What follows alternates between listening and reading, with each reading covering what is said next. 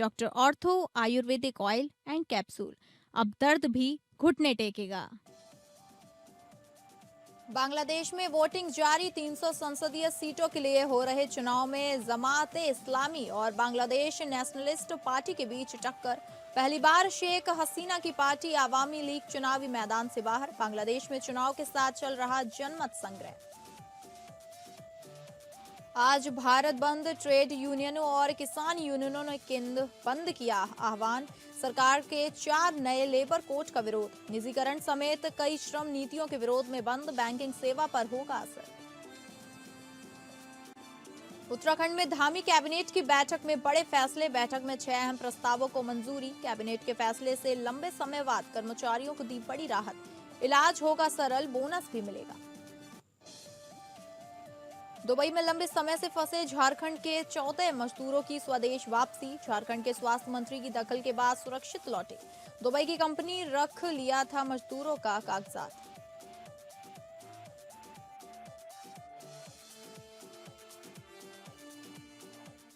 नमस्कार, आप सभी का स्वागत है टॉप अपडेट में। मैं हूं आपके साथ शालिनी राणा। शुरुआत करेंगे टॉप अपडेट की।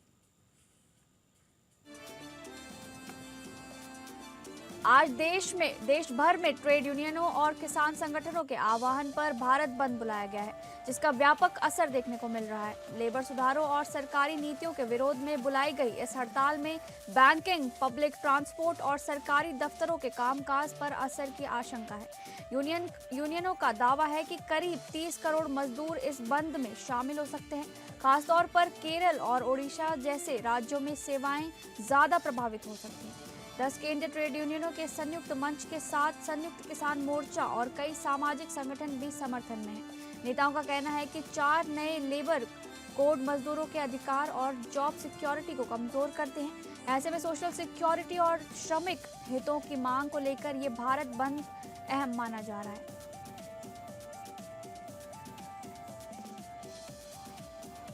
देहरादून में मुख्यमंत्री पुष्कर सिंह धामी की अध्यक्षता में हुई कैबिनेट बैठक में 6 अहम प्रस्तावों पर मुहर लगी है। बैठक के बाद सीएम सचिव शैलेश बगौली ने प्रेस कॉन्फ्रेंस पर फैसलों की जानकारी दी।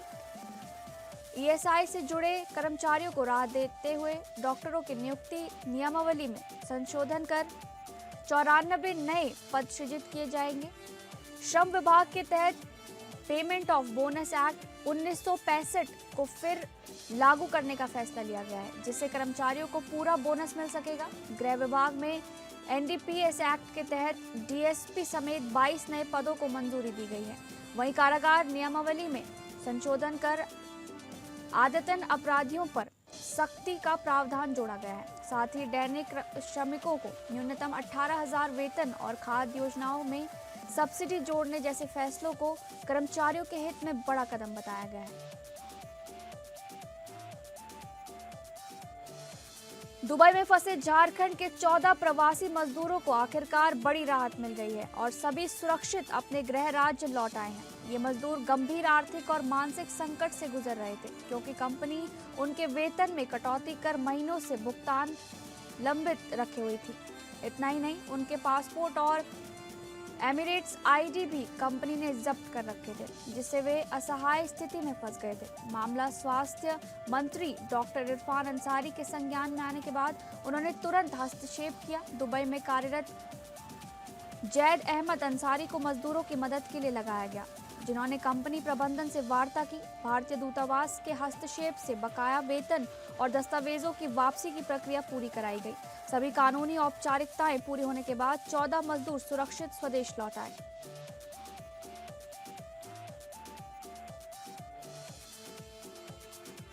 औरैया जिले के सदर कोतवाली क्षेत्र के रातपुर गांव से एक दुखद घटना सामने आई है, जहां हाई स्कूल के एक छात्र ने कुएं में छलांग लगाकर जान दे दी।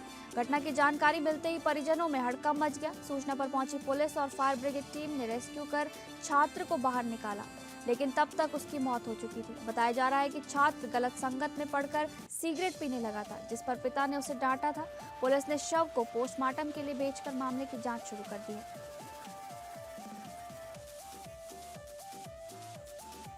बस्ती के थाना पैकोलिया की पुलिस ने 5 वर्षीय बच्ची के साथ दुष्कर्म करने वाले आरोपी को गिरफ्तार किया है, जिसके ऊपर SC/ST बलात्कार सहित पॉक्सो एक्ट जैसे गंभीर धाराएं स्थानीय थाना में दर्ज है।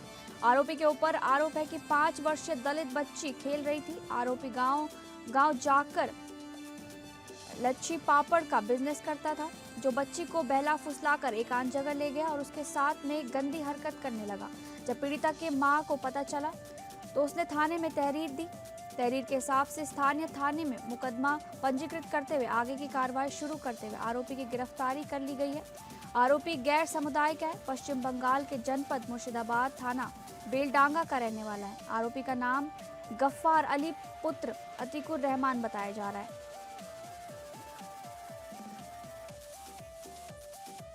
गाजीपुर के कासिमाबाद क्षेत्र में दीपक राजभर हत्याकांड का पुलिस ने खुलासा करते हुए बड़ी सफलता हासिल की है। 50,000 रुपए के इनामी मुख्य आरोपी विशाल यादव उर्फ छोटक को उसके 2 साथियों सहित गिरफ्तार किया गया है। ये वारदात 11 जनवरी की रात बेलसड़ी गांव के पास गोली मारकर की गई थी। विशेष अभियान के तहत पुलिस ने चेकिंग के दौरान विशाल यादव और सौरभ यादव को दबोचा। वहीं तीसरे आरोपी धनंजय राजभर को उसके घर से गिरफ्तार किया गया। पुलिस ने आरोपियों के पास से हत्या में प्रयुक्त पिस्टल, जिंदा कारतूस, चोरी की मोटरसाइकिल और मोबाइल भी बरामद किया है।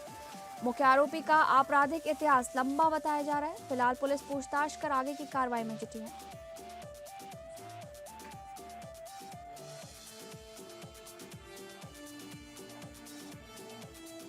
हमीरपुर जिले के सुमेरपुर थाना क्षेत्र में नेशनल हाईवे 34 पर बीती रात भीषण सड़क हादसा हो गया। नवीन गल्ला मंडी के पास 2 डंपरों की आमने सामने जोरदार टक्कर हो गई।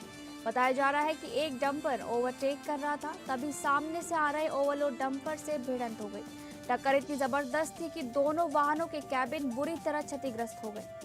हादसे में दोनों चालकों समेत हेल्पर गंभीर रूप से घायल हो गए और कैबिन में फंस गए। सूचना पर पहुंची पुलिस और स्थानीय लोगों ने रेस्क्यू कर सभी को बाहर निकाला। घायलों को जिला अस्पताल में भर्ती कराया गया है, जबकि हादसे से हाईवे पर जाम की स्थिति बन गई थी।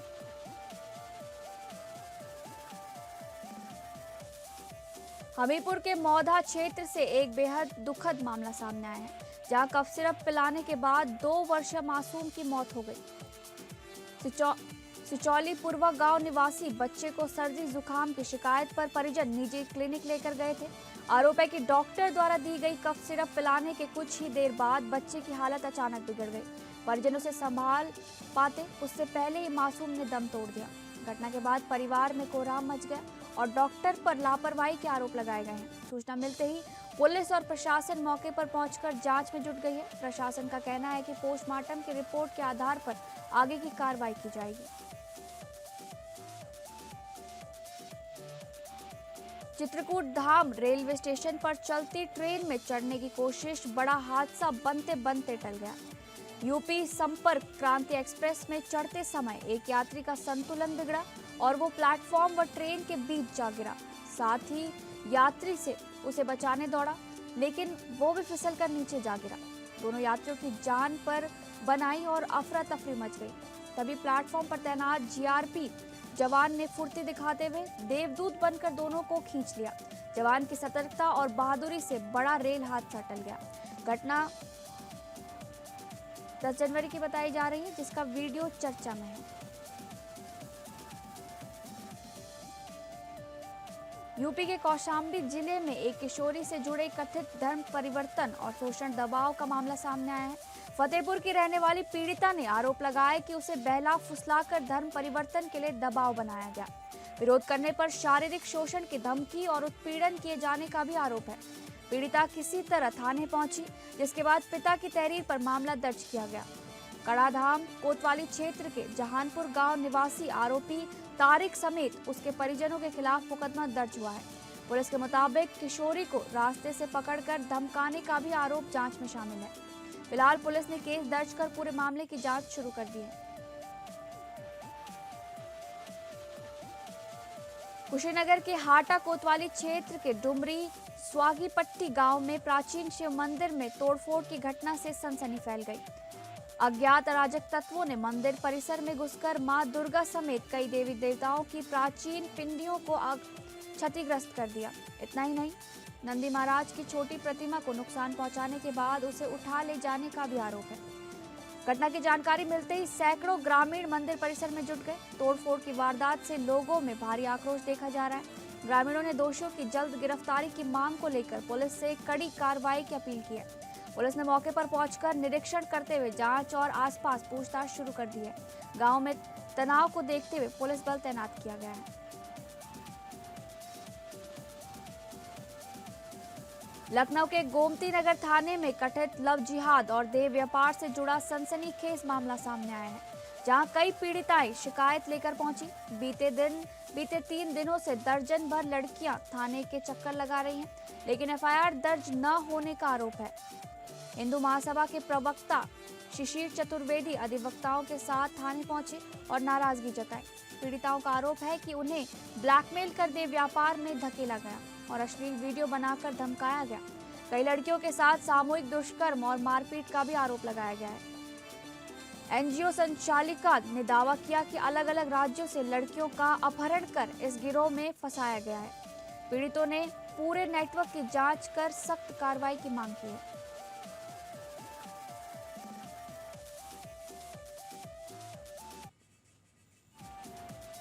महाकुंभ से वायरल हुई मोनालिसा मंगलवार को प्रयागराज सिविल लाइंस पहुंची, जहां उन्होंने अपनी सफलता की कहानी साझा की। उन्होंने कहा कि गंगा जी की कृपा से उनकी जिंदगी पूरी तरह बदल गई है और उन्होंने कभी सपने में भी ये मुकाम नहीं सोचा था। मोनालिसा ने बताया कि वो ऐसे बैकग्राउंड से आती हैं जहां शिक्षा का अभाव है। उनका लक्ष्य है कि फिल्मों से होने वाली कमाई से मध्य प्रदेश के खरगोना में स्कूल खोलें, ताकि वहां की बच्चियों को शिक्षित कर समाज की मुख्यधारा से जोड़ा जा सके। उन्होंने कहा कि महाकुंभ में वो माला बेचने आई थी, लेकिन किस्मत ने उन्हें फिल्मों तक पहुंचा दिया। फिलहाल वो 2 तेलुगु और एक Hindi film the diary of Manipur में काम कर रही हैं।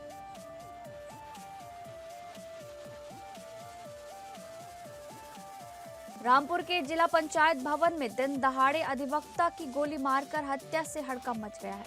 बताया जा रहा है कि मृतक अधिवक्ता की पत्नी और जिला पंचायत कर्मचारी आरोपी के बीच कहासुनी हो रही थी। इसी दौरान विवाद बढ़ने पर आरोपी ने अधिवक्ता को गोली मार दी। गंभीर हालत में अधिवक्ता को जिला अस्पताल ले जाया गया, जहां रास्ते में ही उनकी मौत हो गई। घटना की सूचना मिलते ही पुलिस मौके पर पहुंची और आरोपी को हिरासत में ले लिया गया। डीएम और एसपी भी जिला अस्पताल पहुंचे और मामले की जानकारी ली। सिविल लाइंस थाना क्षेत्र की इस घटना के बाद परिसर में सुरक्षा बढ़ा दी गई है। यूपी के शाहजहांपुर में भाजपा नेता पर हमले के मामले में पुलिस को बड़ी सफलता मिली है। पुलिस ने 25,000 रुपए के इनामी मुख्य आरोपी अक्षय कदम को मुंबई से गिरफ्तार किया है। ये मामला 18 दिसंबर 2025 को तिलहर क्षेत्र के नगरिया मोड़ स्थित एक होटल पर हुआ था, जिसमें भाजपा नेता पंकज सिंह घायल हुए थे। मामले में पुलिस पहले ही 3 आरोपियों को जेल भेज चुकी थी, जबकि अक्षय कदम फरार चल रहा था। सर्विलांस के आधार पर पुलिस ने उसे मुंबई में दबोचा, जहां वो शादी कर रहा था। मुंबई अदालत से ट्रांजिट रिमांड पर लाकर आरोपी को शाहजहांपुर कोर्ट में पेश किया गया। फिलहाल पुलिस ने उसे जेल भेजते हुए आगे की विधिक कार्रवाई शुरू कर दी है। श्रावस्ती जिले के कोना कस्बे में एक महिला द्वारा आत्महत्या किए जाने की दुखद घटना सामने आई है। अंबेडकर नगर मोहल्ले में 45 वर्षीय महिला ने फांसी लगाकर अपनी जीवन लीला समाप्त कर ली। घटना की जानकारी मिलते ही परिजन महिला को फंदे से उतारकर सामुदायिक स्वास्थ्य केंद्र इकोना लेकर पहुंचे, जहां चिकित्सकों ने जांच के बाद उसे मृत घोषित कर दिया। सूचना मिलते ही पुलिस और फॉरेंसिक टीम मौके पर पहुंचकर जांच में जुट गई। पुलिस ने शव को कब्जे में लेकर पोस्टमार्टम के लिए भेज दिया है। फिलहाल आत्महत्या के कारणों का पता लगाने के लिए मामले की जांच की जा रही है। सिद्धार्थनगर के देबरुआ थाना क्षेत्र में सार्वजनिक रास्ते के विवाद ने दर्दनाक मोड़ ले लिया, जहां दबंगों की पिटाई से घायल महिला की मौत हो गई। तालकुंडा गांव की कृष्णावती को 8 फरवरी को उस वक्त पीटा गया जब वो बेटी के साथ खेत जा रही थी। हमले में सिर पर गंभीर चोट लगने के बाद उन्हें कई अस्पतालों में भर्ती कराया गया, जहां इलाज के दौरान उनकी मौत हो गई। परिजनों का आरोप है कि रास्ते को लेकर पहले से धमकियां मिल रही थी और पुलिस से शिकायत के बावजूद कार्रवाई नहीं हुई। मारपीट के बाद भी 2 दिन तक एफआईआर दर्ज न होने का आरोप लगाया गया है। घटना के बाद परिजनों ने थाना प्रभारी को हटाने की मांग करते हुए अंतिम संस्कार से इनकार कर दिया। वहीं सपा जिलाध्यक्ष भी पोस्टमार्टम हाउस पहुंचे और निष्पक्ष कार्रवाई की मांग को लेकर पुलिस पर सवाल उठाए। सोनभद्र के रामगढ़ बाजार में मानसिक रूप से विक्षिप्त व्यक्ति की बेरहमी से हत्या मामले का पुलिस ने खुलासा कर दिया है। पन्नूगंज थाना पुलिस ने वारदात को अंजाम देने वाले आरोपी को गिरफ्तार कर लिया है। घटना 27-28 जनवरी की दरमियानी रात की है, जब भीख मांगकर जीवन यापन करने वाले मांगू की गला रेतकर हत्या कर दी गई थी। पुलिस अधीक्षक अभिषेक वर्मा के निर्देशन में चल रही जांच के दौरान आरोपी विकास कुमार उर्फ विक्की को गिरफ्तार किया गया। पूछताछ में आरोपी ने बताया कि वो चोरी की नीयत से पहुंचा था और विरोध करने पर हत्या कर दी। आरोपी ने बेल्ट में लगे शीशे के टुकड़े से गले पर वार कर वारदात को अंजाम दिया था। पुलिस ने हत्या में प्रयुक्त सामान बरामद कर आरोपी को न्यायालय भेजते हुए आगे की कार्रवाई शुरू कर दी है। कन्नौज के छिबरामऊ कोतवाली क्षेत्र में तेज रफ्तार जाइलो कार ने बारातियों को कुचल दिया। सराय सुंदर गांव के सामने एनएच हाईवे पर यह हादसा उस वक्त हुआ जब बारात और बैंड बाजा मौजूद था। अचानक आई कार ने आधा दर्जन से ज्यादा लोगों को टक्कर मार दी। हादसे के बाद चालक कार छोड़कर मौके से फरार हो गया। सभी घायलों को छिबरामऊ के 100 शैय्या अस्पताल में भर्ती कराया गया है। गंभीर रूप से घायल एक व्यक्ति की हालत नाजुक बताई जा रही है। मौके पर भारी पुलिस बल के साथ एडिशनल एसपी और सीडीओ पहुंचकर जांच में जुटे हुए हैं। बॉलीवुड में साइड एक्टर्स की कमाई को लेकर एक बार फिर बहस तेज हो गई है। अभिनेता राजपाल यादव के तिहाड़ जेल जाने के बाद ये मुद्दा सुर्खियों में आ गया है। बताया जा रहा है कि 9 करोड़ रुपए की उधारी न चुका पाने पर उन्हें सरेंडर करना पड़ा। करीब 3 दशक से फिल्मों में सक्रिय रहने के बावजूद उनकी आर्थिक स्थिति पर सवाल उठ रहे हैं।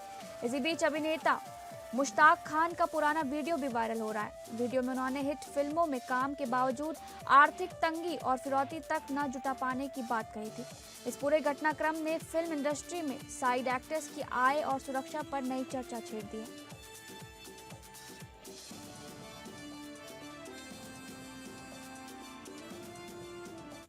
फिलहाल टॉप अपडेट में बस इतना ही। नमस्कार।